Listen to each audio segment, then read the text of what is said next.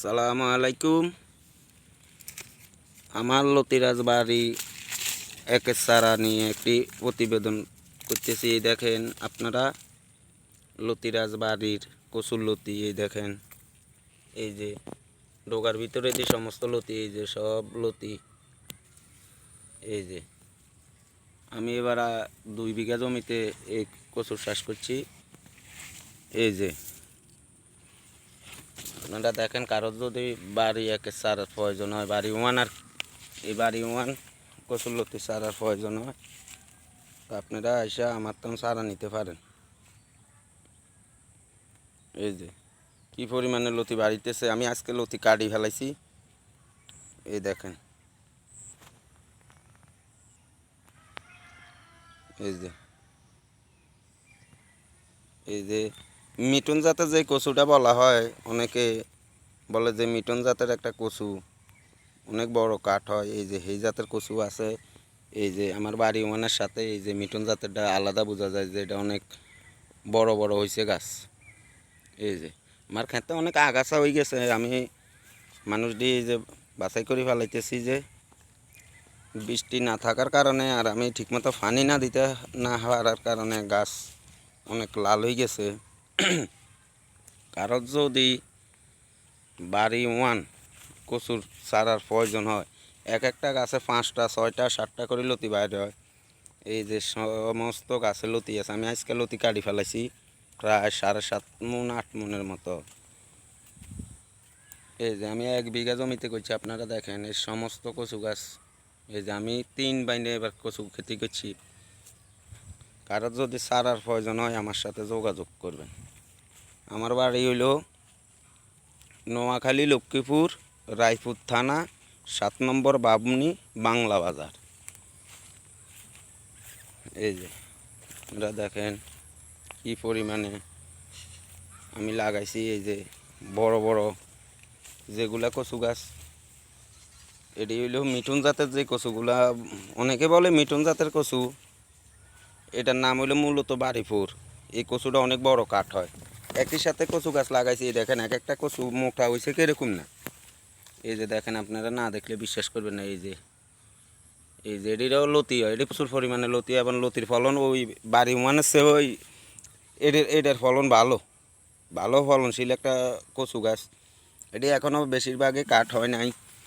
এই দেখেন, আপনারা দেখেন এক একটা কচু গাছ মোটা হয়েছে কিরকম না, মোবাইলের কারণে হয়তো বোঝা যায় না।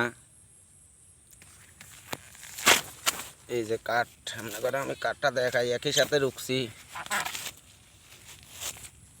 এই যে এই যে এই যে আমি গোয়ায় মাটি দেওয়ার কারণে কচু বোঝা যায় না, এক একটা কচু মোটা কেরম। এই দেখেন, এই যে এক একটা কচু অনেক বড় হয়েছে, আমার চেয়ে অনেক বড় কচু। এই দেখেন, আমি যে ভিডিও করতেছি আমার মাথার উপরে কচুর ডাল। এই দেখেন, এই যে হেডির অনেক বড় বড় লতি হয়।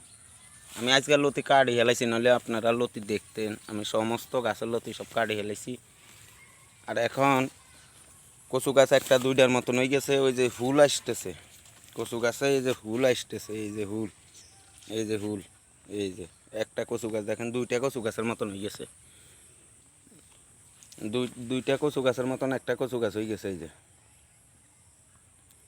কারোর যদি এই জাতের চারার প্রয়োজন হয় আমার সাথে যোগাযোগ করবেন, একই ঠিকানা যোগাযোগ করবেন। আমি কুরিয়ার সার্ভিস হোক, হোম ডেলিভারি হোক, যেভাবে হোক চারা পাঠিয়ে দিব। কারোর যদি চারার প্রয়োজন হয়, আমি ভিডিও লাস্টে আমার মোবাইল নাম্বার বলে দিব। আমার মোবাইল নাম্বারে আপনারা ফোন দিবেন। আমার কাছ থেকে এই পর্যন্ত বহু জায়গায় চারা গেছে। আপনার মাদারি নিচে, এরপরে চাঁদপুর হাজীগঞ্জের নিচে,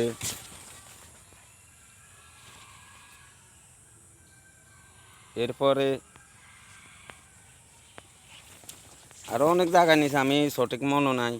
এই দেখেন ফুল আসাতে গাছ এখন মনে হয় যে 2টা। আমি এই যে ডোগা কাটি দিছি। এই যে সমস্ত কচু গাছের কোনা দিয়ে লতিগুলা এই সমস্ত গাছের এই ডোগার ভিতরে দিলতি। দেখেন সমস্ত গাছের ডোগার ভিতরে দিলতি বাইরে হয়। আপনারা কেউ যদি এই জাতের কচু চারা রোপণ করেন কেউ কোনো সময় ডোগা কাটিয়ে না, এটি ডোগা ছিদ্র ওই লতি বাইর হয়। এই দেখেন সমস্ত, এই দেখেন দুইটা লতি ডোগার ভিতরে দিয়ে দেখেন, এটি সমস্ত ডোগার ভিতরে দিয়ে লতি এরারে এই দেখেন, এই যে আমি লাটতেছি এই ডোগার ভিতরে দিই, সব লতি ডোগার ভিতরে দিই বাইর, কাঁচা ডোগার ভিতরে সব লতি। মনে হয় যে গাছের লতি নেই, কিন্তু কাঁচা ডোগা ছিদ্র ওই সমস্ত লতিগুলা বাইর হয়। এই দেখেন এই ডোগার ভিতরে দিয়ে যে একটা বাইরে দিচ্ছে, এই একটা এই যে একটা বাইরেছে, এই দেখেন লতির আগা দেখেন, এই যে লতির আগা, এই যে লতির আগা। এটি একটু গাছ বড় হয়ে গেলে আর গোয়া দিয়ে লতি বাইরে না, সমস্ত লতিগুলা ডোগার ভিতরে দিয়ে বাইরে। এই যে আমি কাঠি ফালানোর পরও হাঁকা হাঁকা অনেক লতি আছে। আমরা প্রতি বৃহস্পতিবারে কাটি, আবার প্রতি রোববারে কাটি। আমাদের এখানের বাজার সপ্তাহে 2 দিন হয়, তো রোববারে কম কাটি, বৃহস্পতিবারে আমি লতি কাটি 7-8 মণ এই পরিমাণে লতি কাটি, বিক্রি করি ফেলাই পাইকারি 40 টাকা 45 টাকা এই মিলে পাইকারি রেট পাওয়া যায়। আর খুচরা বিক্রি করলে আমি 50-60 টাকা মনে করেন খুচরা বিক্রি পাই। যদি কোনো মানুষের চারার প্রয়োজন হয়, তবে আপনারা একটা জিনিস, অনেকে অনেক প্রতারণা শিকার না, আসলে এটা মূলত বাস্তব হইলেও আপনি এই কচু ক্ষেতের মিন্দে হইলে একটা চালান পকেটের খাটাইতেইব। যেমন আপনি যতটুকু জমি নিজে গৃহস্থী করবেন, চারা রোপণ করবেন, ওই চারার উপরে ডিপেন্ড করবে আপনি কত টাকা ইনভেস্ট করতে হইব ক্ষেতের মিন্দে। যদি প্রথমে আপনি 10 কাঠা জমি চারা লাগান, 10 কাঠা জমিতে আপনার 7-8 হাজার টাকা কচুর এই যে ফলন আসা পর্যন্ত খরচ আসবে, 7 হইতে 8 হাজার টাকা ফলন আসবে সারে এবং মানুষের কামের দামের টাকা সহকারে টোটাল। এরপরে আপনার লতি আসবে, প্রথম তো লতি ওরকম বাড়িত না, 2-3টা করে বাড়িব, তখন মোটামুটি কিছু টাকা আপনার ওই লতিতেই বাড়িব। যখন আপনি খেতে ঠিক মতন পানি দিবেন, পানি দেওয়ার পরে আপনার এই কচু দ্রুত ভাগে ডোগা বাইরিব, আর খালিকার লতি বাড়িতে থাকো। আমার ক্ষেতের মধ্যে পর্যাপ্ত পরিমাণে আগাছা হয়ে গেছে, আমার মানুষ আজকেও আসিল। এই যে দেখেন আগাছা হওয়ার কারণে আর ভিতরে সারা উডি সব ফুরি গেছে। আমি এই যে সারাগুলা মানে বিশেষ করে রাখি দিয়েছি, আমি আষাঢ় মাসও আমি আর একটা ক্ষেত তৈরি করছি, এই ক্ষেত লাগানোর জন্য। এই ক্ষেতটা এখনও বাঁচাই নাই, এই সারাগুলা উড়াই এলে আষাঢ় মাসও আমি সারাগুলা লাগাইয়াম। আল্লাহর রহমতে আমি প্রতিদিন ইচ্ছা করলে প্রতিদিন এই 2 বিঘা জমির তো আমি একটা নর্মালভাবে 10 কেজি করি লতি বেচতে পারি, একটা নর্মালভাবে ডেলি হিসাব করলে।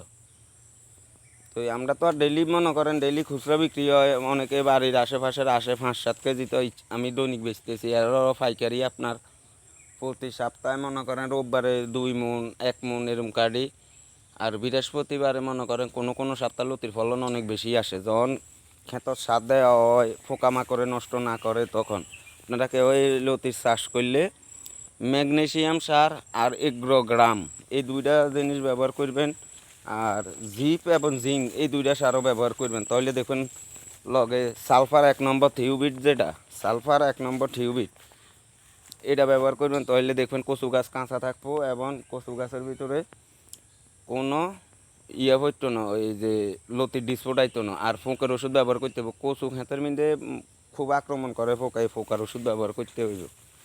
এই পর্যন্ত আজকের ভিডিও আমার। আমি মোবাইল নম্বরটা বলি 01643443525। আমি আবার বলতেছি 01643443525। আসসালামু আলাইকুম।